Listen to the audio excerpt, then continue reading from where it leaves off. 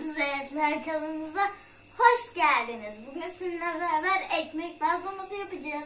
Malzemelerimiz, hadi başlayalım. Patateslerimizi ezmeden önce bir kaşık tereyağı koyduk. Şimdi de süt koyuyoruz.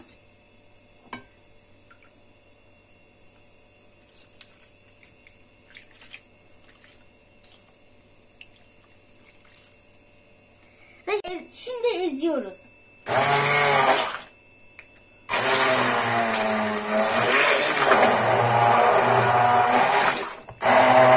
Püre haline getirdik. Şimdi yoğurma işlemine geçiyoruz.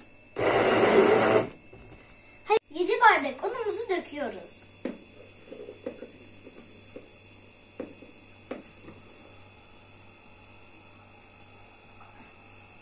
Kuru mayamızı ekliyoruz. Ve tuzumuzu ekliyoruz. Ve şekerimizi ekliyoruz. Patates püremizi içine koyuyoruz. Kaşık kaşık.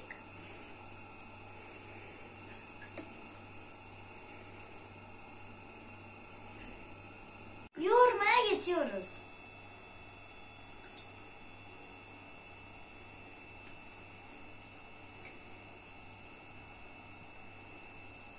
Hamur işini çok seviyorum ama gerçekten çok zorlanıyorum. Hamurumuz hazır. Tepsimizin üstüne güzelce un yaydık ve şimdi hamurumuzu onun üstüne koyuyoruz. Hamurumuzu masamızın üstüne döktük. Şimdi bu aparatla onu güzelce açacağız. Pişireceğimiz şekilde bölüyoruz.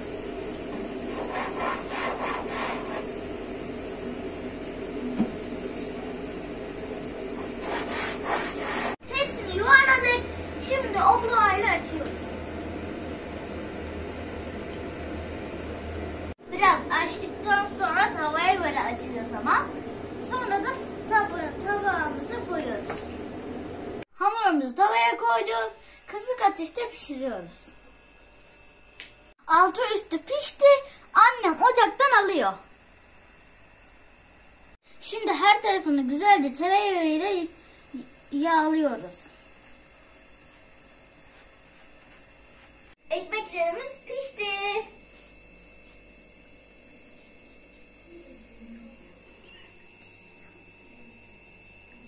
Arasına tereyağı sürüp yiyoruz. Kanalımıza yorum atmayı ama en önemlisi abone olmayı unutmayın. Sizi öyle bir çok seviyorum ki anlatamam size. Sizi çok seviyorum.